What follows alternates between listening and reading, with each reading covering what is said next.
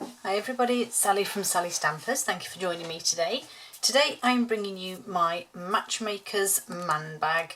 As you can see, if I can open it, inside is a lovely box of those delightful Matchmaker chocolates, held together with a couple of magnets, but it is in the style of a satchel. Or a school bag, or as I like to call it, a man bag. I just think it would be a nice gift to give a male, hence me going with the black and white, and it's just got a very nice little snowflake on it there. So it is actually fairly simple to make. You obviously need another box of delightful chocolates, and you need 2 pieces of cardstock. So this is basic grey. And I've actually used the Gingham Cottage DSP for this, which I really liked. So start off with the small piece of card. This is 5 by 6 inches, and we're going to score the short side, 5 by 6 inches, 15 by 12.5 centimetres, and we're going to score the short side at 1 and 2 inches, 2.5 and 5 centimetres, and we're going to pop that to one side. Excuse me. You then need a piece of card that is 10 by 9.5, so you do need a 12 by 12 sheet for this one. 10 by 9.5, 25 by 24 centimetres. On the long side, we need to score at 1, 2, 8 and 9 inches, and in centimetres that will be 2.5, 5, 20 and 22.5. Rotate clockwise and score on the short side at 3 and 4 inches, 7.5 and 10 centimetres. Get that out of the way, crumbs. Then we are going to fold and burnish the score line. So on the small piece, fold and burnish, and then on the larger piece again, fold and burnish, all the sides as well.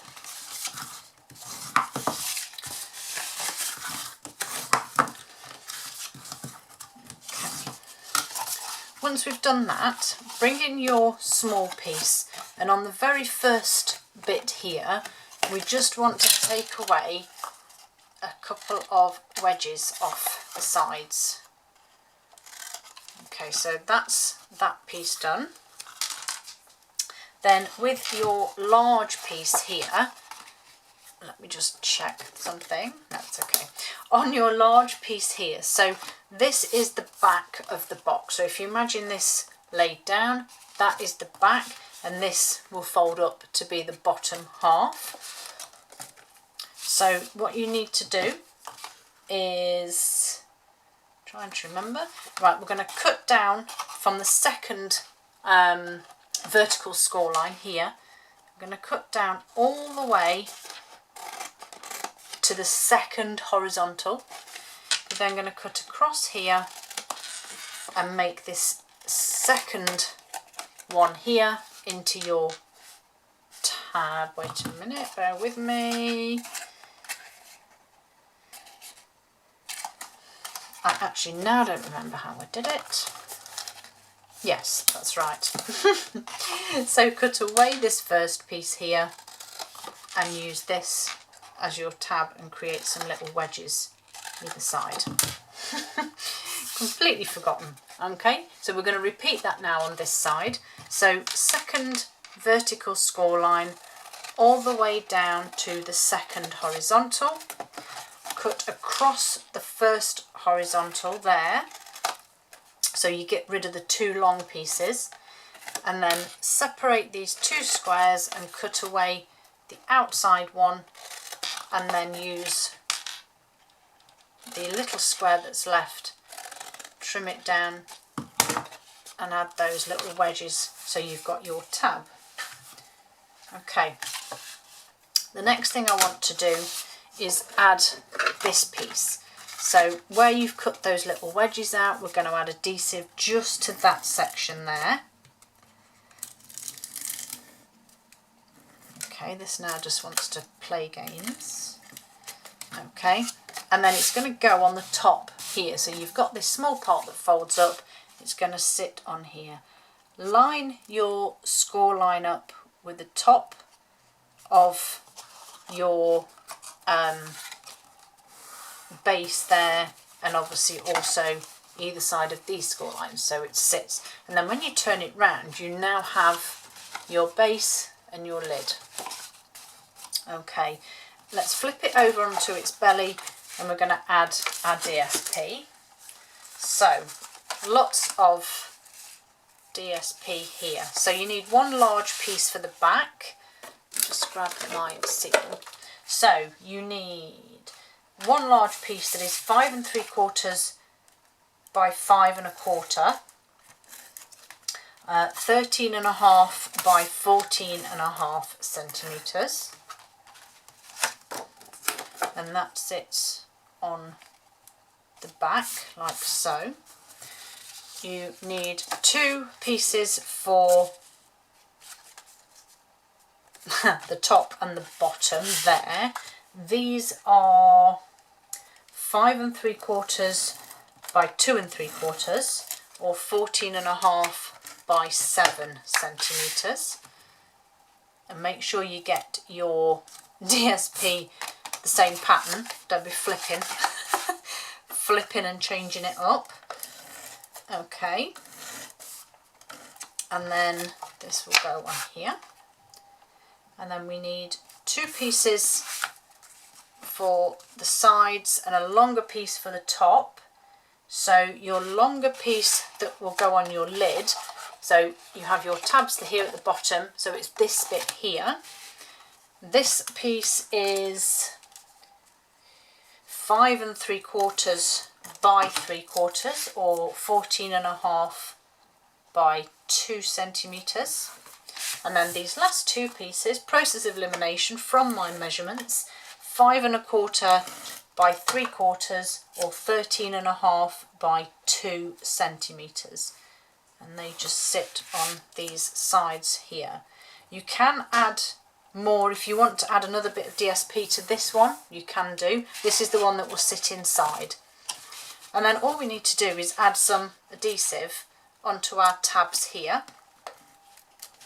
So again, I'm just going to go with my Seal Plus, and then fold them round and bring the bottom up, and just make sure you create that 90 degree in the corner there, and then repeat on this side.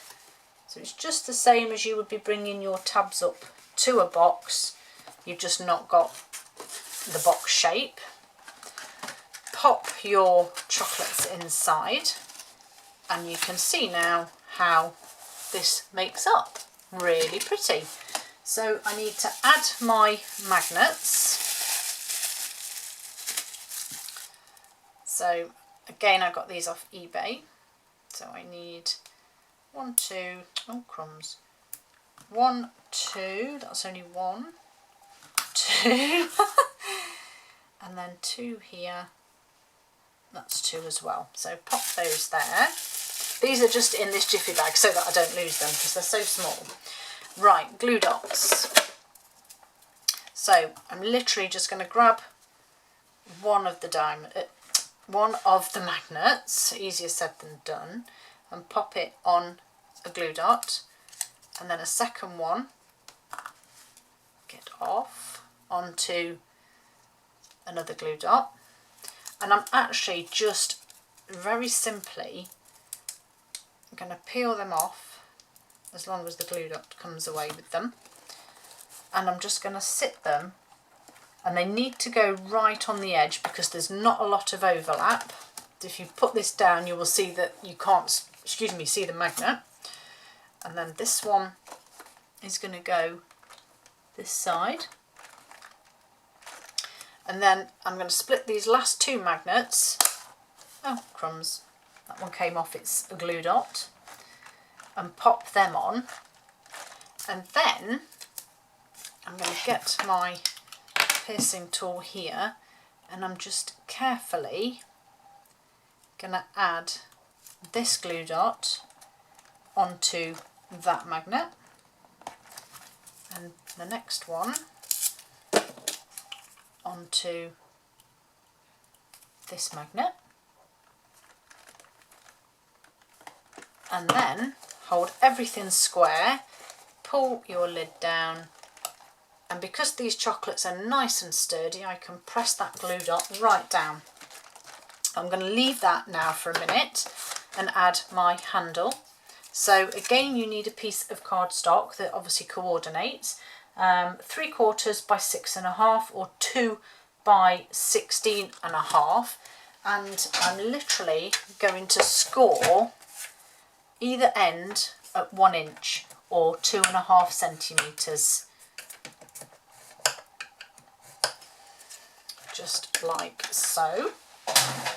And then all I'm going to do is fold them the opposite way to my score line, because I'm naughty, and then add some adhesive. So wait a minute, that's the way it needs to go. So adhesive on that bit and that bit there, and then I've actually got a couple of pegs here because I went and measured this. It's the same width as your DSP, so if you pop it onto the corner of your DSP, it can't be seen. Hopefully these magnets are, yes, there we go, so they've now adhered in the right places. So I'm going to take my peg at this stage and hold that one in place, and then I'm going to put this handle onto that corner of the DSP. You noticed I haven't done anything with this, I've just let it curve on its own naturally. If you're using wet glue, you will need these pegs just to save you holding it for ages. And funnily enough, it does actually, oh no it doesn't, that one did, this one doesn't. Right, now I just need to do decoration. So I have 3 circle punched grey circles here. If you want to be precise you can, but I am simply cutting them in half and then half again, so I have quarters, and I'm going to repeat that with both pieces, or all 3 circles, like so.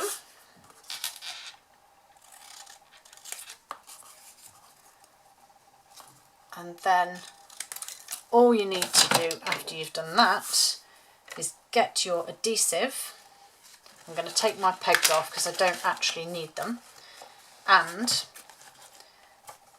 you can sort of tell which way round these go, but a little bit of adhesive and it just goes on the corner of your DSP, not the card or the box. So just pop it on like so. That can now be closed up, and you carry on all the way round doing all of the corners of the DSP. So that's that one. Oh, that's the wrong side. Never mind, we'll put that one on the back, shall we? So that's that one. That one can go up there. This one. Like I said, it's, you can be a little more precise. Obviously I'm just whizzing through this to get it done to show you how. Again, use whichever adhesive you prefer. See, already taking fabulous shape. I've got adhesive on my grid paper here, which isn't helping. There we go. And this last 4 go on to this one. This is the sort of time-consuming bit, if you like, but also the bit that's worthwhile because it just finishes it off, I think. I'll add that one on there, and then my last one, oh crikey, more haste, less speed. This last one in this corner, and then your label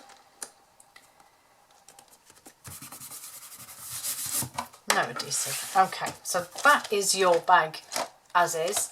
And then to decorate, I have not many left, but the wonderful snowflakes. So I'm just going to pop one out of here. This was just to really add the festive part to it, if you like. Pop those away. And then I used window wishes and then the tailor-made tags. So I have 2 tailor-made tags, one in basic grey, one in basic white. Window wishes, I quite liked, where's my original? I quite liked this sentiment because it was long and it would fit really nicely on here. So I'm going to go with my memento again. Just grab a block. So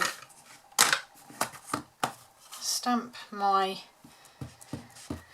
sentiment fairly near the top, like so. Give that a clean, put it away, because then I'm going to use these 2 Christmas trees here. A bit of a large block for these. And then I just put one there and then one next to it. Again, just to sort of add a festive image. And then back in with, where are they? Oh, there they are. These are the festive pills, but these are a slightly fuller pack because I thought I would use these lovely silver ones to sit on the top, so it just adds a little bit of bling, because you can never have too much bling. And then last but not least, bring in my lovely snowflake. I'm just going to pop a glue dot on the centre back there, and I didn't want it to sit sort of straight, so I kind of went off centre slightly. Then I added some dimensionals down this side here, and then take the backing off and line this up. So I wanted to line the holes up but kind of have this slanted as well. So I kind of lay the holes together and then just twisted it off to one side, which gives you that effect. If you want to trim this bit you can, I quite like it. And then I have the last of my basic black, or let me remember what it's called, I haven't written it down. But anyway, so 2 ends together, it's the twine, Essentials twine pack I think it's called.